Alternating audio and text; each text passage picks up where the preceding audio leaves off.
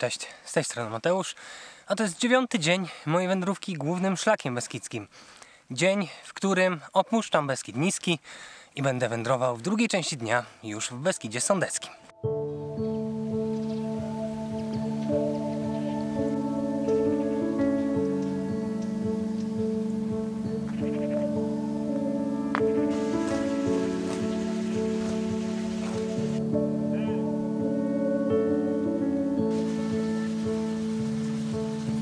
Wystartowałem dzisiaj z Banicy, gdzie nocowałem. Znów porwałem się o wschodzie, ale ostatnie dni nie są szczęśliwe pod tym względem. Znowu jest szaro i pochmurno. No i pokonuję ostatnie kilometry Beskidu Niskiego. Wchodzę chyba nawet na ostatni szczyt na trasie Sfarne, bo później zostanie mi już tylko zejście do Muchnaczki Niżnej. No i opuszczam ten Beskid Niski chyba trochę bez żalu. Wydaje mi się, że duży wpływ na to ma pogoda deszczowo-błotnista, ale też fakt, że jeżeli ja jadę w Beskid Niski, to wybieram sobie konkretne, interesujące mnie miejsca. I Beskid Niski lubię. Uważam, że to ciekawe pasmo. Tylko właśnie kiedy można te atrakcje sobie wybrać. Odwiedzić jakąś cerkiew, jakiś cmentarz. A może odwiedzić nieliczne, ale jednak punkty widokowe. A główny szlak beskidzki narzuca trasę przejścia. No i jeżeli tak dzień po dniu ma się do przejścia 20 km lasu w deszczu, w błocie, no to ten pogląd na pasmo na pewno jest od tego nieco uzależniony. Powyżej Banicy przywitały mnie widokowe łąki, chociaż pod chmurami niewiele było widać. A szkoda, bo mijałem właśnie najwyższy szczyt Beskidu Niskiego po naszej stronie, czyli Lackową, ale nie rzuciłem jej spojrzenia. No i trochę łąkami, trochę przez las pnę się właśnie wyżej, po ostatni szczyt w Beskidzie Niskim, bo za parę godzin będę już w Beskidzie Sądeckim.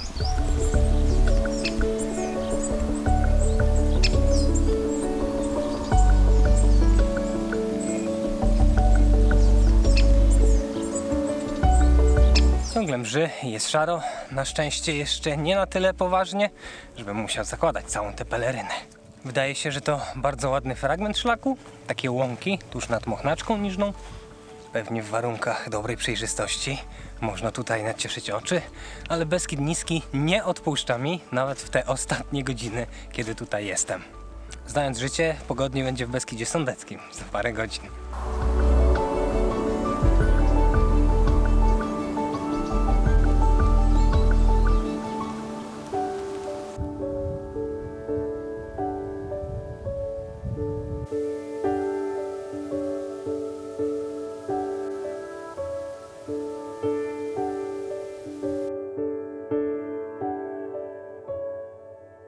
Patrzcie tylko na niego.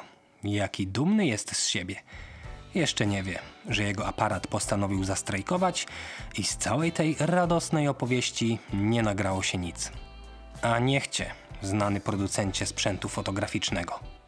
Mniejsza o to. Z pewnością padło zdanie czy dwa o tym, że wizja zamoczenia butów była niezwykle realna. No i że szlak w tamtej okolicy urodą nie grzeszył. Najważniejsze było jednak to, że ta właśnie przeszkoda, ta rzeka Mochnaczką zwana, to ostatnie, co dzieliło mnie od Beskidu Sądeckiego. To tutaj, pokonując wcześniej ponad 140 km ścieżek w Beskidzie Niskim, miałem wreszcie opuścić to pasmo. W drodze z Komańczy do Muchnaczki Niżnej pokonałem też ponad 5400 metrów przewyższeń. To w przybliżeniu jakieś 1800 pięter. W głowie miałem jednak tylko jedną myśl. Czy wreszcie wyjdzie słońce?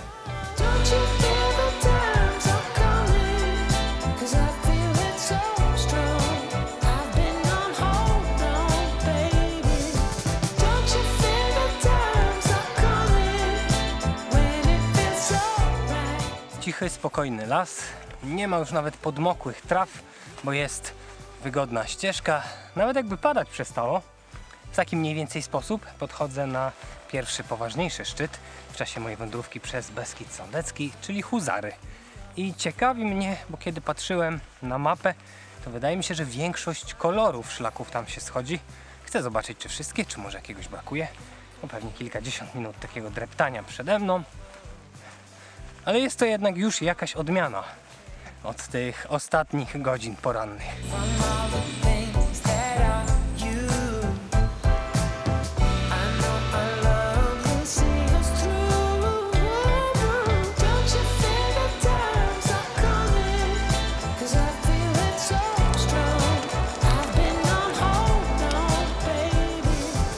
A jednak nie.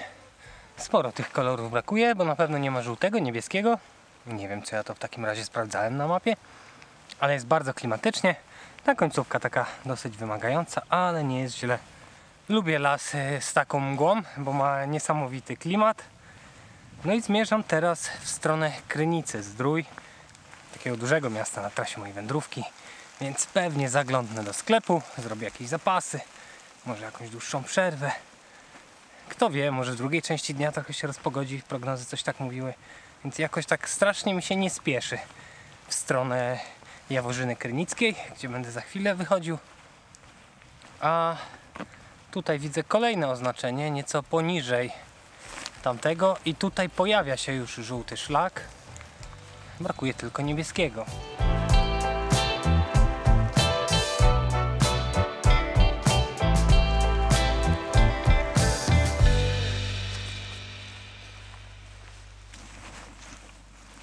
Strasznie śliski ten fragment, mogłoby już wyjść słońce. Ostatnio jak schodziłem po takim błocie, uszkodziłem nogę i nie chciałbym powtórki.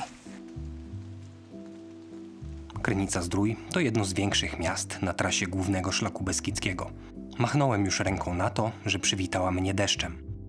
I ty, Beskidzie Sądecki, przeciwko mnie. Miałem bowiem ważny plan. Zrobić zakupy i znaleźć bankomat. Nie odmówiłem sobie jednak krótkiego zwiedzania tamtejszych uliczek. W końcu to uzdrowisko w latach swojej świetności gościło takie osobistości jak Piłsudski, Rejmont, Sienkiewicz czy związany z tym miastem Jan Kiepura. Słynny tenor, którego z pewnością i po 100 latach skojarzycie za sprawą przeboju brunetki, blondynki. Nie zanucę, bo to by oznaczało koniec tego kanału. Właśnie w Krynicy-Zdrój wybudował on Patrię, luksusowy hotel, w którym ponoć odbywały się bale, jakich świat nie widział. W tym natomiast budynku, zabytkowej willi z drugiej połowy XIX wieku, znajduje się Muzeum Nikifora, znanego malarza prymitywisty. Marsz wśród zabytkowej zabudowy był całkiem przyjemny, ale tego dnia czekało mnie jeszcze sporo kilometrów do przedreptania. Mam nadzieję, że lektor z tła należycie o was zadbał, co najmniej tak dobrze, jak niegdyś Jan Kiepura dbał o widownię światowych oper. Niby miejski, ale całkiem urokliwy jest ten odcinek. Sporo bardzo ładnej zabudowy, zabytkowej. W końcu aż nachodzi człowieka myśl, już po co to wszystko, po co ten wysiłek, ten marsz w deszczu i błocie. Może znaleźć sobie jakiś taki właśnie pokoik. Najlepiej, który ma łazienkę z wanną, wygrzać te zbolałe nogi. Już dzisiaj rano, kiedy wstawałem o 4:00, miałem taką niechęć. Znowu deszcz, błoto, prognozy, no właśnie takie. I trzeba suszyć skarpetki i wkładki, tylko po to, żeby po godzinie znowu były mokre. Tak w kółko, ale taki los piechura.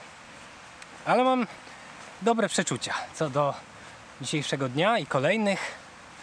Czy się sprawdzi, nie wiem, ale zmiana środowiska, Beskid Sądecki, powinno się zrobić bardziej widokowo, jeżeli pogoda dopisze. No i uciekam powoli z Krynicy-Zdrój i będę wspinał się na Jaworzynę Krynicką, ale wspinał powoli i na raty, bo to nie takie hop.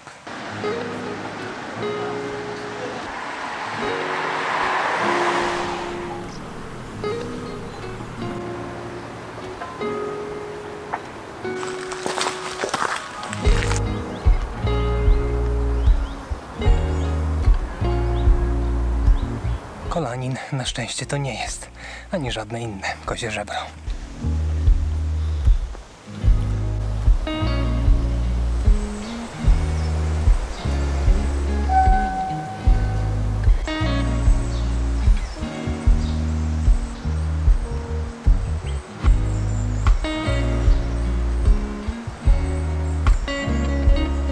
Zawsze zawsze tak jakoś smutno, jeżeli trzeba oddać tę całą wysokość, którą się wypracowywało. I nie chodzi nawet o zmęczenie, tylko bardziej chyba o taki aspekt psychologiczny. Gonię jakąś kilkudziesięcioosobową wycieczkę. Wygląda na szkolną, ale wakacje.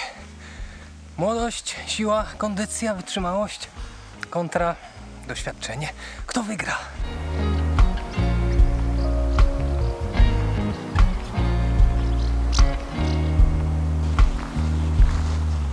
To nie ja wygram ten pojedynek, bo poszli zupełnie inną drogą. Podchodzę teraz wzdłuż chyba trasy zjazdowej i wyciągu na Jaworzynie Krynickiej, bo szczyt i okolica są znanymi właśnie ośrodkami sportów zimowych. No i zrobiło się dosyć stromo, ale są już jakieś skromne, ale jednak widoki.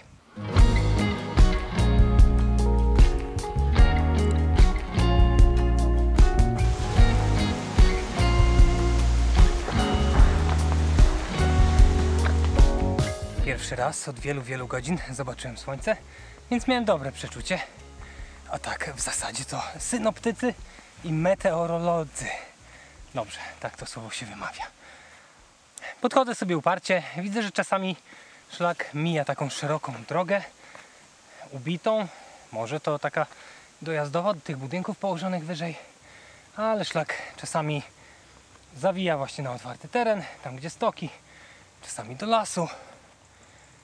Stromo, ale to jedyne konkretniejsze podejście tego dnia właśnie na najwyższy szczyt pasma Jaworzyny, Jaworzynę Krynicką, a potem powinna być już sielanka, zwłaszcza jak się wypogodzi.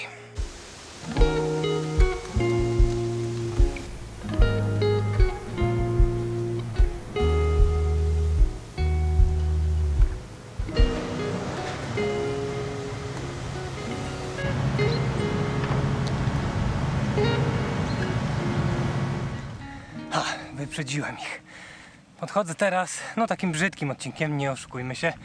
Zwłaszcza, że trwają tu takie remonty, a takie fragmenty tuż pod kolejką i wagonikami nigdy nie należały do moich ulubionych.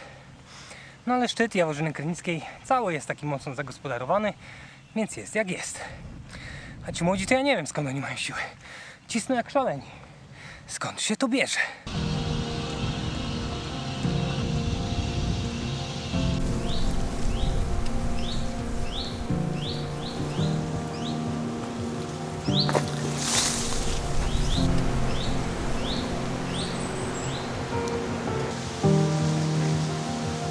Szlak na nowo zawinął do lasu i dobrze się składa, bo dotarłem do takiej ciekawej skały, która nazywa się Diabelski Kamień. A dlaczego diabelski? A no słuchajcie, skracając tę legendę, bo jest długa, chodzi o to, że tutaj w okolicy wybiło magiczne źródełko, które miało uzdrowicielskie i życiodajne moce. Jak się diabeł o tym dowiedział, to stwierdził: absolutnie kurde nie będziecie z tego pili. Ponoć aż z samych Tatr przytargał największy głaz, jaki udało mu się znaleźć. Ale że wolny był, jak ja, w czasie podejścia na Kolanin, to nie zdążył przed świtem, kur zapiał, diabeł zniknął, a kamień upuścił właśnie tutaj. No i po dziś dzień można go obserwować.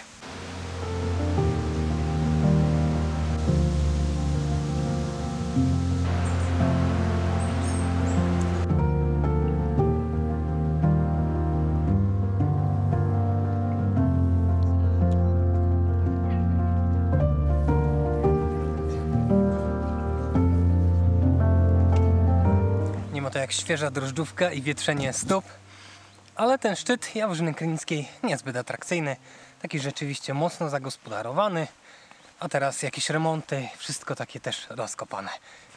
Widoki jakieś były, a jeżeli ktoś jest chętny, to może pokusić się o wejście na taki taras widokowy na górnej stacji kolejki. Trzeba pewnie bilet wykupić wcześniej. No ale przy takiej pogodzie stwierdziłem, że nie ma sensu. Rzuciłem tylko sentymentalne spojrzenie w kierunku Beskidu Niskiego, gdzie ostatnie dni maszerowałem. No i zmyłem się ze szczytu, bo zrobiło się rzeźko, wieje tam. A tutaj na nowo słoneczko, tak jakoś ciepło i przyjemnie. Pod szczytem znajduje się też schronisko. Pewnie to jest dobre miejsce, żeby przenocować, na przykład jak się wędruje głównym szlakiem beskidzkim albo zwiedza okolice. ale jest dopiero 12:07. Więc idę dalej w kierunku hali łabowskiej. Mapy pokazują, że jakieś 3 godziny, więc tak będę sobie niespiesznie dreptał. Może jeszcze coś ładnego po drodze znajdę.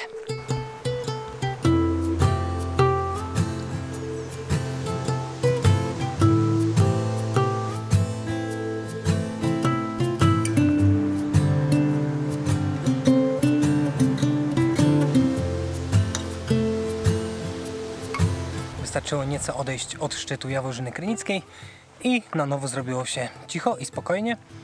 Jest jeszcze jedna rzecz, która mi się tutaj w Beskidzie Sądeckim podoba, ale też później w Gorcach. To jest fakt, że główny szlak beskidzki prowadzi po prostu wzdłuż grzbietu. Jak już się na niego wgramoli człowiek, to może przez dobrych kilkanaście kilometrów iść grzbietem. Oczywiście teren faluje, czasami się wznosi, czasami trzeba będzie nieco zejść, ale generalnie jest się wysoko. W Beskidzie Niskim natomiast główny szlak beskidzki prowadzi w poprzek. A to oznacza, że trzeba tych grzbietów niekiedy pokonać kilka w czasie dnia. Wczoraj wyszło mi 3. Na Popowe Wierchy, Rotundę, Kozie Żebro. No i cały ten trud kończy się dosłownie wtedy po chwili, bo ścieżka szybko zawija do doliny, tylko po to, żeby wyprowadzić na kolejny wierzchołek. Więc ja jestem zwolennikiem tego, żeby jednak jednym długim, może trudniejszym podejściem dostać się na grzbiet, a później sobie tak spacerować właśnie.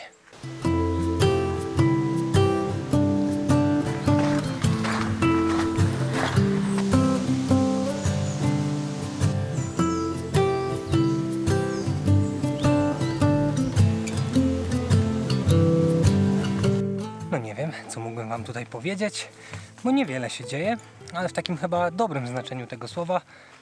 Ścieżka po prostu jest wygodna, równa, teren delikatnie faluje, po prostu nieco brakuje widoków, jakiegoś charakterystycznego punktu, na którym dałoby się zawiesić wzrok na nieco dłużej. Ciekawe, czy podobne dylematy towarzyszyły na początku XX wieku hrabiemu Adamowi Stadnickiemu, kiedy tworzył tutaj pierwsze rezerwaty. Był to człowiek, który w Beskidach był w zasadzie pionierem, jeżeli chodzi o racjonalną gospodarkę leśną, czyli nie taką, kiedy wycinamy wszystko do zera i sadzimy tylko to, co najszybciej rośnie, pewnie jakiś świerk, ale w oparciu właśnie o nowoczesne, jak na tamte czasy, standardy. Był to przede wszystkim też leśnik, miłośnik lasu, kształcił się w Monachium. No i tutaj w paśmie Jaworzyny Krynickiej, tworząc rezerwaty, chciał zachować fragment pierwotnej Puszczy Karpackiej. Tych rezerwatów powstało 4.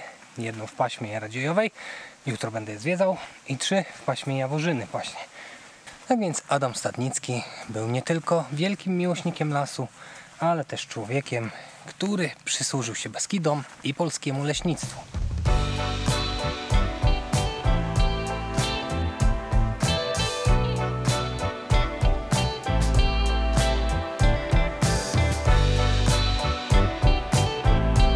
Są jakieś prześwity i coś tam widać, ale z hali łabowskiej powinno być widać znacznie więcej.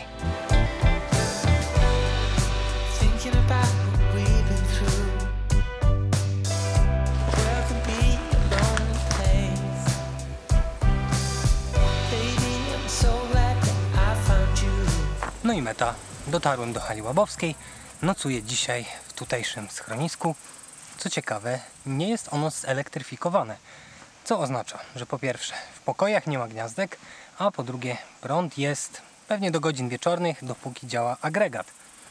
Więc idę spróbować swojego szczęścia, znaleźć jakieś wolne gniazdko na jadalni, żeby podładować aparat i trochę telefon na kolejny dzień. Całkiem przyjemny był to etap, niby mniej więcej 1500 metrów podejścia, ale jakoś tak się rozłożyło to całkiem w porządku. No i będę się tutaj regenerował już w Beskidzie Sądeckim przed kolejnym etapem. Myślę, że widokowym, bo będę odwiedzał pasmo Radziejowej z wieżą widokową na jej szczycie. Więc na pewno jest to powód, żebyście się tutaj pojawili za tydzień w kolejnym odcinku. Ja idę coś zjeść, poszukać tego gniazdka, bo prąd jest mi potrzebny, trochę wypocząć. No i do zobaczenia w kolejnym odcinku. Trzymajcie się, cześć!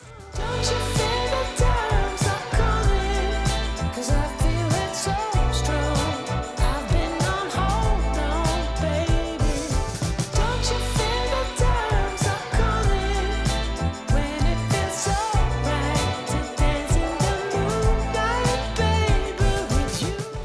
mi się znaleźć prąd. Podłączyłem baterię, więc na jutro będzie w sam raz. Pokażę wam trochę widoków. Zaraz kawa, żurek, no mówię wam. Jak widać, niewiele człowiekowi potrzeba do szczęścia. Żurek, kawa i prąd. Iście luksusowe zachcianki. Był jednak też prysznic. Nie myślcie sobie, do tego pranie i odpoczynek w ładnym otoczeniu schroniska. Łapcie jeszcze kilka widoków na koniec i koniecznie zaglądnijcie do opisu, bo tam znajdziecie link do bloga z opisanymi etapami całego przejścia.